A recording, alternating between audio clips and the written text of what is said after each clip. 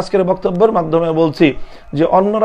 অন্য রাজনৈতিক শুধুমাত্র স্বার্থের কথা চিন্তা করতে পারে, কিন্তু আপনার বঙ্গবন্ধু শেখ মুজিবুর রহমান সাহেব আপনার পিতার প্রতি আপনার যে হৃদয়ের মমতা থাকা কথা, সেই জায়গা থেকে আপনি চিন্তা করুন। এবং এটা সন্দেহাতীত ভাবে কথা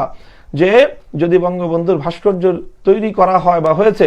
এ কারণে অবশ্যই তিনি আল্লাহ পাক রব্বুল আলামিনের সম্মুখে মরহুম শেখ মুজিবুর রহমান সাহেব লজ্জিত হয়েছেন এবং সেখানে আল্লাহর পক্ষ থেকে তাকে কঠোর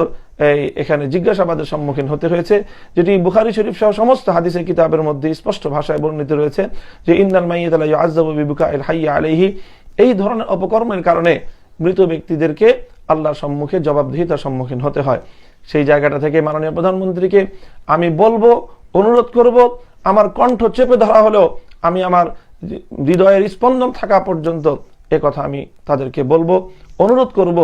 যে এই বিপজ্জনক, বিশেষ করে মানুষ মরণশীল, আপনাকেও আজ না হোক কাল মরতে হবে। মৃত্যুর বরণ করার পরে আপনার অনুসারীরা আপনার নামে ভাস্কর্য তৈরি করবে, তখন আপনাকেও আল্লাহর সম্মুখে গিয়ে হাজির হতে হবে এবং এর জন্য কঠিন জবাবদিহিতার সম্মুখীন হতে হবে। আজকে আমাদের এই কথাগুলো আপনাদের কাছে খারাপ লাগতে পারে, তিক্ত লাগতে পারে, কিন্তু সেই দিন ইনশাআল্লাহ আমাদের এই কথাগুলোর যৌক্তিকতা বুঝে আসবে যেদিন আপনি আল্লাহর সম্মুখীন হবেন এবং মুখোমুখি দাঁড়িয়ে আপনাদের এই সকল কর্মকাণ্ডগুলোর জবাব আপনারা দিবেন। এবং আমি আশা করি আমাদের স্পষ্ট বক্তব্যের কারণে আল্লাহ এবং তার রাসূলের পক্ষ থেকে প্রদত্ত আমানতের ভিত্তিতে আমরা যে নসিহার দায়িত্ব পালন করছি, এটি আমার নাজাতের জরিয়া হবে। এবং এটির কারণে দুনিয়াতে আমার যতই বিপদ আপদ আসুক না কেন, আমার উপর যতই হুমকি ধমকি আসুক না কেন, আমার যতই প্রতিকূলতা আমার সম্মুখে আসুক না কেন,